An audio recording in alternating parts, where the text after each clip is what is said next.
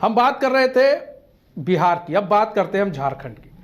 तो झारखंड विधानसभा के मानसून सत्र के तीसरे दिन गांडे से विधायक कल्पना सोरेन सदन में पहली बार बोली, लेकिन उनके संबोधन से पहले विपक्ष के विधायक बेल में पहुंच गए और विरोध करने लगे। इस दौरान कल्पना सोरेन ने विपक्ष से आग्रह करते हुए कहा कि उनकी बात सीट पर बैठकर सुने। सर, मैं आपका धन्यवाद करती हूँ कि आज के इस अवसर पर आपने मुझे इस महान शक्तिशाली सदन में बोलने का मौका दिया है और मैं हमारे विपक्ष साथियों से अनुग्रह करना चाहती हूँ, विनम्र रहे, मेरा प्रणाम है, कृपा करके मेरा पहला भाषण है। मैं चाहती हूँ कि अपना स्थान ग्रहण करें और मेरी बातों को थोड़ा सुनने का समय प्रदान करें। तो तेज कर दो भाई। माननीय है, आप लोग आदरणीय है। मैं इस कक्षा की देखिए, फिर हम भी जीत में आ जाएंगे, फिर हम भी जीत में आ जाएंगे। आप जिस तरह जीत कर रहे हैं ना, हम भी जीत में आ जाएंगे। ऐसा नहीं, चलिए बोल रहे हैं, मेडन स्पीच है, आप महत्व को समझिए, महत्व को समझिए, मेडन स्पीच का महत्व को समझिए। एक महिला सदस्य बोल रही है, उनका मेडन स्पीच है। चलिए बोलने दीजिए, बोलिए आप बोलिए। देखिए, आज का ये जो पल है, मैं चाहती थी कि मेरे सारे पक्ष साथी हो, विपक्ष साथी हो, सब लोग मिलकर के सुने। सर्वप्रथम मैं आपका धन्यवाद करती हूँ कि आज के विधायक कल्पना सोरेन सीएम हेमंत सोरेन के सीएम पद से इस्तीफा देने से लेकर उनके जेल जाने तक के मामलों को सदन में उन्होंने उठाया और विपक्ष पर जोरदार हमला बोला। इस्तीफा दिया था और जब जिस वक्त उन्होंने ये इस्तीफा दिया था तो राज्य का हर एक मूलवासी, हर एक आदिवासी, उनके मन में ये दर्द था कि ये अकेला जी आप लोग ले जाइए, मोहतरम बाबू, सबको ले जाइए, इधर से जाइए ना, आप लोग जाइए, आसन पर बोल दीजिए। ये वही लोग हैं जो आप लोग भी व्यवधान उत्पन्न न करें, माननीय सदस्य, आप लोग भी व्यवधान उत्पन्न न करें, आप लोग बैठे ना, बोलिए। और अन्याय कभी इस बात को स्वीकार नहीं करता है कि वो अन्याय कर रहा है। मैं ये सिर्फ इतना कहना चाहूंगी अध्यक्ष महोदय जी, जिस तरीके से संवैधानिक संस्थाओं का यहाँ चादर ओढ़ करके हमारे झारखंड के युवा हमारे आदिवासी मुख्यमंत्री को जेल के अंदर में डालने का काम किया था, और ये वही सरकार है जिसको पूर्ण बहुमत से यहाँ पे हमारे गठबंधन को जनादेश मिला था। आज इन लोगों के संवैधानिक पदों में जो लोग बैठे हुए हैं, हमारे मुख्यमंत्री को जेल में डाल रहे हैं। सदन में हंगामे के बीच विधानसभा अध्यक्ष और नेता प्रतिपक्ष के बीच भी नोकझोंक देखने को मिली, जहां नेता प्रतिपक्ष अमर बावरी ने कहा यहां बात अनुपूरक बजट पे हो रही है, तो कल्पना सोरेन अनुपूरक बजट पर ही बात करें। मैडम स्पीच है, पहली बार बोल रही है, आपको सहयोग करना चाहिए। मैं ये बताना चाहूंगी कि महंगाई घटाने का आप लोग भी वादा करते आए। एक मिनट कल्पना जी, एक मिनट, नेता प्रतिपक्ष भी नहीं समझ रहा है, बोले मैडम स्पीच है, महिला है। अरे आपको कम से कम ऐसा बोलिए, क्या बोलना है, बोलिए। अध्यक्ष महोदय, बोलिए। जो मीठी जहर आप लोग हम लोग को देते हैं ना, आप अपने आसन से बैठ करके, और जो विलेन बनाने की कोशिश कर रहे हैं विपक्ष को, तो आप आसन पर बैठिए। नहीं, आप बैठिए। नहीं, आप बैठिए, आप आराम से बैठिए, आप आराम से बैठिए, आप आराम से बैठिए। महोदय, हमारी बातों को सुना जाए। आप कहीं किसी को लांछना लगाने में छोड़े नहीं। क्यों? किसी पर लांछना लगाने में छोड़े नहीं। मैं यहाँ पर खड़ा होकर बोल रहा हूँ। ऐसा नहीं होता, ऐसा नहीं होता। मेरे को बोलने दिया जाए, पहले माइक मत बंद कीजिएगा, पहले बोलने दिया जाए। ट्रेजरी बेंच से आकर के यहाँ विरोध कर रहा है, तब मर्यादा नहीं खंडित हो रही है। जब वहां से खड़ा होकर बीच में वो ध्यान दे रहा है, तब मर्यादा खंडित नहीं हो रही है। मैं कह रहा हूँ, उनका मैडम स्पीच है, वो बोले। विनम्रता से बात करिए, विनम्रता से बात करिए। अगर वैसे उंगली दिखा के बात करिएगा आसन से, महोदय, ये आसन बर्दाश्त नहीं, आपको बता देते हैं। मत बर्दाश्त करिए महोदय, आपसे आग्रह किया शुरू से ही, मत बर्दाश्त करिए, जो कर सकते हमने आपको बोला कि मेरा दीजिए, आप आसन पर आक्षेप लगाए, तो बैठिए आसन पर। मैं आपसे कहना चाहता हूँ, आपने अनंत ओझा जी को टोका। चलिए, अनंत ओझा जी को टोका कि भाई आप बजट का भाषण है, बजट पे बजट कीजिए। अभी जो माननीय मैडम का अभिभाषण हो रहा, वो क्या बजट पे हो रहा है क्या? एक बार आपने क्यों नहीं उनको टोका? मेडन स्पीच है। आपको हम कहाँ से समझाएं? वो मेडन आपको हम कहाँ से समझाएं? एक आंख में नेता प्रतिपक्ष आपको कहाँ से समझाएं? पहला स्पीच मेडन स्पीच बजट पे हो रहा महोदय। महिला सदस्य का स्पीच और अनंत ओझा जी का स्पीच दोनों ना मेडन। विधायक कल्पना सोरेन आदिवासी धर्म कोड पिछड़ों के आरक्षण जैसे मुद्दों को उठाया और कहा कि आखिर हमारी नीतियों को आगे से पास करने का काम नहीं किया गया और असम में रह रहे आदिवासियों को झारखंडियत का सम्मान नहीं मिला है।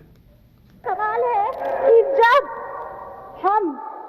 आप हमारा आदिवासी धर्म कोड, हमारा पिछड़ों का आरक्षण, हमारे जितने भी यहाँ से नीतियाँ लागू होते हैं उनको वहां से इन्होंने आगे पास करने का काम नहीं किया है और आज ये हमारी आदिवासी संस्कृति सभ्यता की बात करते हैं।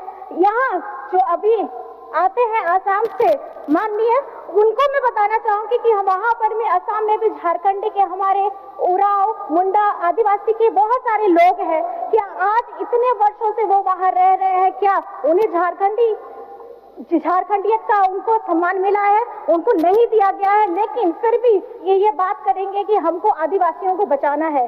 कल मैं पूछना चाहती हूँ, कल एक पत्रकार ने मुझे पूछा कि मैडम आपको बहुत बहुत बधाई हो कि शीर्ष कोर्ट ने हेमंत जी के उच्च न्यायालय के निर्णय में मुहर लगा दी है। तो मैंने उनको सिर्फ यही सवाल पूछा कि सच की तो जीत हुई है, लेकिन मेरा सवाल हमेशा ये रहेगा कि हेमंत जी के 5 महीने कौन ला करके देगा? और ये बहुत बड़ा सवाल है। ये इसलिए सवाल है कि ये सरकार सिर्फ 5 महीने से पीड़ित नहीं रही है। 2019 का जब पूरा जनादेश मिला उसके बाद ही तुरंत बाद यहाँ पर में हमारे विपक्ष की बैठे साथी लोगों ने और इनके चादर ओढ़े, सफेद चादर ओढ़े संवैधानिक संस्थाओं ने जिस तरीके से झारखंड की सरकार को गिराने का काम किया है वो काफी दुर्भाग्यपूर्ण है और यहाँ पर में झारखंड इसको स्वीकार नहीं कर रही है। और हमारे झारखंडी के लोग जिस तरीके से आप लोगों को लोकसभा में जवाब दिया है, आने वाले विधानसभा चुनाव में भी आप लोगों को इसका करारा जवाब मिलने वाला है।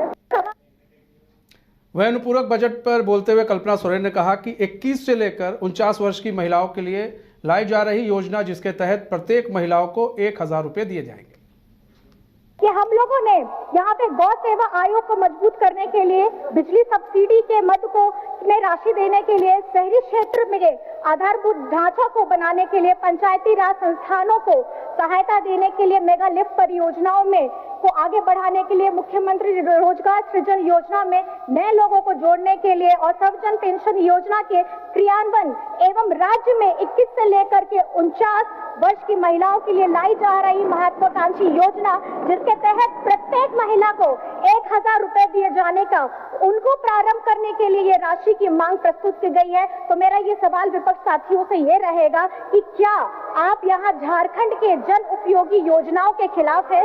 क्या हमारे यहाँ की सर्वजन पेंशन की योजना के तहत मिल रही राशि के खिलाफ है?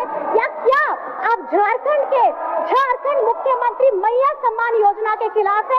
अगर आप खिलाफ हैं तो आप हमारी महिलाओं के विकास के खिलाफ में हैं। अगर आप इन बातों के खिलाफ में हैं तो हमारे बुजुर्गों, गरीब, दलित, पिछड़ा, अल्पसंख्यक, हमारा गरीब गुरबा, तो आप इनके विकास के खिलाफ में हैं। मेरा सवाल सिर्फ इतना रहेगा कि हम लोगों ने यहाँ पे गौ सेवा आयोग को मजबूत करने के लिए बिजली सब्सिडी के मद को में राशि दे।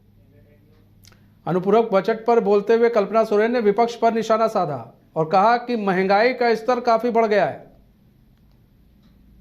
चाहती हूँ कि महंगाई का स्तर इतना बढ़ गया है, आज एक आम महिला अपने घर का पोषण कैसे करेगी? वो अपने बच्चों को खिला के, अपने परिवार को खिला करके भूखे पेट सोने पे ये विवश हो गई है। तो मैं ये कहना चाहती हूँ कि हमारी यहाँ झारखंड की सरकार, हमारी हेमंत सोरेन जी की सरकार, हमारी गठबंधन की सरकार ने हमारी बेटियों की पढ़ाई सुनिश्चित करने के लिए हमारे समाज की एक प्रखर समाज सुधारक है जो सावित्रीबाई फुले जी है, उनके नाम से किशोरी समृद्धि योजना चल रही है और इस योजना से हमारे झारखंड में 9 लाख बच्चियां इससे जुड़ी हुई हैं।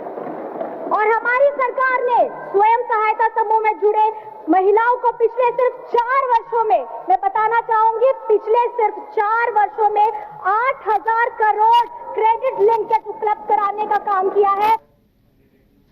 विधायक कल्पना सोरेन ने केंद्र सरकार पर भी जमकर हमला बोला और क्या कुछ कहा आपको भी सुनाते हैं। इसलिए क्योंकि मैं बताना चाहूंगी कि केंद्र में बैठी इन्हीं की सरकार पारा शिक्षकों को मिल रहे अल्प मानदेय में हर वर्ष कटौती करती है। केंद्र में बैठी इनकी ही सरकार पोषण सखी के पद में कटौती करते हुए उसे समाप्त कर दिया है। केंद्र में बैठी इन्हीं की सरकार ने हमारे झारखंड के हिस्से में गरीबों के लिए जो आवास था उसमें कटौती कर दिया है। और केंद्र में बैठे इन्हीं की सरकार ने सरकारी कर्मचारियों के पेंशन में कटौती कर दी है। केंद्र में बैठी इन्हीं की सरकार ने सरकारी पदों में ऐसा कटौती किया है कि आज केंद्र सरकार की नौकरियां ही गायब। आपको काउंटर नहीं करना चाहिए बड़े भाई। केंद्र में बोलने दीजिए आप इनकी सरकार ने मनरेगा के आपको नहीं काउंटर करना चाहिए कि आज वर्षों तक सामग्री का भुगतान नहीं हो पाया है और साथ ही और इनकी सरकार की कटौती की आदत है कि भुक्तभोगी आज झारखंड का पूरा पिछड़ा वर्ग है। और मेरा सवाल रहेगा कि आखिर में पिछड़ों के 27% के आरक्षण के अधिकार का कटौती का तो आज झारखंड विधानसभा में जो कल्पना सोरेन है विधायक है गांडे से, वो उन्होंने जमकर सवाल उठाए बीजेपी पर, केंद्र सरकार पर जमकर सवाल उठाए। ऐसे में जो आज वो पहली बार भाषण भी दे रही थी, आपको बता दें विधानसभा के अंदर पहली बार उनका भाषण था मानसून सत्र में और खूब गर्जी है। हमारे साथ हमारे ब्यूरो चीफ मदन भी जुड़ चुके हैं, वो वहीं पर थे। और सबसे बड़ी बात है मदन, देखिए यहाँ पर आपने भी सुना किस तरह से जो एक पूरी सोच समझ कर वहाँ पर पहुँची थी कल्पना सोरेन। वहाँ पर देखिए पहला जब बोलने का मौका मिला तो वो ये दिखाने की कोशिश करती रही किस तरह से एक आदिवासी को जेल भेजा गया। जैसे सीएम हेमंत सोरेन को लेकर उन्होंने बात की कि भाई हेमंत सोरेन को जेल भेजा गया, हमारे कार्य में बाधा उत्पन्न किया गया बीजेपी के द्वारा। उसके बाद वो बजट पर आती है, जब नेता प्रतिपक्ष टोकते हैं उसके बाद बजट पर आती है। किस तरह से देख रहे हैं कि आज पूरी तैयारी में थी कल्पना सोरेन, या यूँ कहें सत्ता पक्ष पूरी तैयारी में था? सत्ता पक्ष की तैयारी तो थी ही। अगर आप देखें तो सदन की कार्रवाई जो शुरू से लेकर के अब तक रहा है, पहले दिन से आज तीसरे दिन तक, तो उसमें सत्ता पक्ष और विपक्ष दोनों के तेवर जो हैं वो तल्ख हैं। लेकिन आज कल्पना सोरेन की पहली बार सदन में संबोधन था, एक तरह से उनका भाषण था, तो वो पूरी तैयारी के साथ आए थे। अपने उस पूरी सफर को बताया कि किस तरह से उन्होंने संघर्ष किया हेमंत सोरेन जी को जेल से छुड़ाने के लिए। और अब उनका एक बड़ा सवाल है कि जो चीजें हुई, अब न्यायालय से उन्हें राहत मिली है, ऐसे में अब उनका जो 5 महीने का समय बर्बाद हुआ है वो कौन लौटा कर देगा? एक आदिवासी मुख्यमंत्री होने की वजह से उन्हें प्रताड़ित किया जा रहा है, तंग किया गया, सरकार को बाधित किया गया, एक चुनी हुई सरकार को किस तरह से परेशान किया गया। तो एक पूरी तैयारी के साथ क्रमबद्ध तरीके से उन्होंने बीजेपी से लेकर के झारखंड चुनाव प्रभारी से लेकर के यहाँ के नेताओं तक को उन्होंने जमकर अपने निशाने पर लिया, कई आरोप भी लगाए। लेकिन जो तैयारी थी उसके बाद जब बारी आई बीजेपी के नेताओं की बोलने की, तो साफ तौर पर मजाकिया लहजे में ही सही, लेकिन भानु प्रताप शाही ने कहा कि पहली बार कल्पना जी जब बोल रही हैं तो ऐसा लग रहा है कि अब पद जो है वो कुर्सी मुख्यमंत्री का वो कल्पना सोरेन डिजर्व कर रही है। तो ऐसे में जो नेता प्रतिपक्ष है उन्होंने स्पीकर से तीखी नोकझोंक भी दोनों के बीच हुई और एक तरह से ये कहा कि कल्पना सोरेन जब बोल रही थी तब आपने उन्हें नहीं टोका, लेकिन जब अनंत ओझा बोल रहे थे तब उनको आप टोके कि भाई आप अनुपूरक बजट पर बोले। तो ऐसे में ये दो चीजें नहीं चल सकती है। सदन में एक तरह से स्पीकर ने आसन पर आक्षेप लगाने का आरोप लगाया नेता प्रतिपक्ष पर, तो ये प्रक्रिया चलती रही। लेकिन जो आज कॉन्फिडेंस दिखा है कल्पना सोरेन का पहले भाषण में, इससे ये जरूर लगता है कि काफी कुछ मेहनत करके जो है कल्पना सोरेन सदन में पहुंची थी। अच्छा, एक चीज और भी देखने को मिली और बहुत सकारात्मक चीज थी वो, कि देखिए उन्होंने सबका हाथ जोड़कर पहले अभिनंदन किया, उसके बाद उन्होंने सबसे कहा कि आप बैठ जाइए, मुझे सुन लीजिए, उसके बाद जो बोलना है बोलिए। ये भी एक दिखा कि कहते हैं ना परिपक्वता जो है, राजनीति की परिपक्वता जो है वो अब धीरे धीरे जो है कल्पना सोरेन के अंदर देखने को मिल रही है। जिस तरह से बड़े शालीन तरीके से हेमंत सोरेन भी हर चीज़ों का जवाब देते हैं, वही परिपक्वता अब कल्पना सोरेन में भी देखने को मिल रही है। बिल्कुल, देखिए ये जरूर था कि जब सदन में वो भाषण देने के लिए खड़ी हो रही थी, उससे पहले बीजेपी के विधायक अपने समय की कटौती के विरोध में वेल में उतर चुके थे और हंगामे कर रहे थे, स्पीकर से अपने समय को और बढ़ाने की मांग कर रहे थे। तब भी कल्पना सोरेन ने अपने भाषण के शुरुआत से पहले जो विपक्ष के लोग थे उनसे भी आग्रह किया कि मैं हाथ जोड़कर विनती करती हूँ कि मैं पहली बार सदन में भाषण दे रही हूँ, मुझे आप सबों का साथ चाहिए, मेरी बातों को गौर से सुनिए। तो ये जो एक सम्मानजनक एक तरह से अपील था, वो जरूर काबिले तारीफ था और ये कह सकते हैं कि कॉन्फिडेंस के साथ वो आज जब सदन पहुंची तो अपनी बातों को पुरजोर तरीके से रखा। एक अच्छा, यहाँ पर सदन की बात करें तो बेल में आ गए थे सभी लोग, काफी नाराज विपक्ष के लोग चल रहे थे क्योंकि वो चाह रहे थे कि जो बात वो चाह रहे उन पर चर्चा हो, जैसे घुसपैठ हो और भी बेरोजगारी है, बेरोजगारी भत्ता है, उस पर चर्चा हो। लेकिन आज जो बात करें, कल्पना सोरेन ने आज बात हुई आरक्षण को लेकर, उन्होंने उठाया है और सबसे बड़ी चीज़ है आरक्षण का मुद्दा उठा दिया उन्होंने, आदिवासी धर्म कोड का उन्होंने मुद्दा उठा दिया, पिछड़ों का मुद्दा उठा रही हैं और कह रही हैं इन सबको ठगने का काम, छलने का काम बीजेपी ने किया है। बिल्कुल, देखिए जो भी विषय थे उसको सही तरीके से सही समय पर उन्होंने रखा।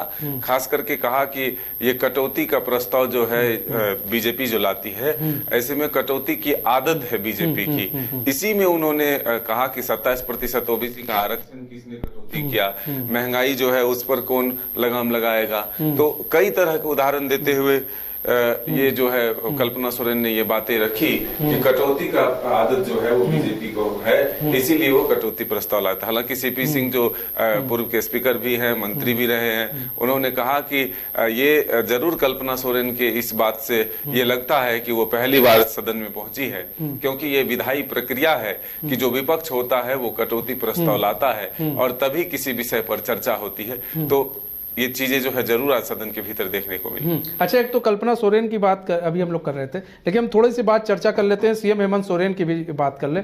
तो जो सीएम हेमंत सोरेन है, आज उनकी भी एक चीज देखने को मिली कि नॉन टैक्स पेयर पर जो नॉन टैक्स पेयर है बालू फ्री दिया जाएगा। बिल्कुल, देखिए आज एक बड़ी घोषणा जब बहस हो रही थी अनुपूरक बजट के कटौती और प्रस्ताव के समर्थन में, तब बालू का जिक्र हुआ और बालू पर जो है एक तरह से आरोप लगा सरकार पर कि बालू की जो है कालाबाजारी हो रही है, दूसरे राज्य भेजे जा रहे हैं, लेकिन झारखंड के लोगों को बालू नहीं मिल रहा है। तो आखिरी में मुख्यमंत्री ने जब सरकार का जवाब हो गया तब यह घोषणा की कि जो करदाता नहीं है, जो टैक्स नहीं देते हैं, ऐसे लोगों को सरकार जो है मुफ्त में बालू देगी। खास करके जो अबुआ आवास निर्माणाधीन है उन्हें बालू नहीं मिल रहा है, तो उसके लिए बालू जो सरकार के पास स्टॉक है उसको दिया जाएगा। हालांकि इसके लिए एसओपी बनेगी, क्या क्या कुछ चाहिए, डॉक्यूमेंट्स, किन लोगों को इसका लाभ मिल सकता है, ये तमाम चीजें जो अभी प्रक्रिया में समय लगेगा। तो अब देखना होगा कि आखिर इसका लाभ किन व्यक्ति को मिलता है और किस तरीके से मिलता है। ठीक है, बहुत बहुत धन्यवाद मतलब हमारे साथ जुड़ने के लिए और तमाम जानकारी साझा करने के लिए। तो आपको बता दें कि आज कल्पना सोरेन पहली बार बोली, विधानसभा मानसून सत्र के दौरान बोली और खूब बोली और जमकर उन्होंने केंद्र सरकार और बीजेपी पर निशाना साधा। तो हमारे इस खास पेशकश बस इतना है, मुझे दीजिए इजाजत। तो खबरों के साथ बने रहने के लिए देखते हैं न्यूज़ बाय स्कोप। नमस्कार।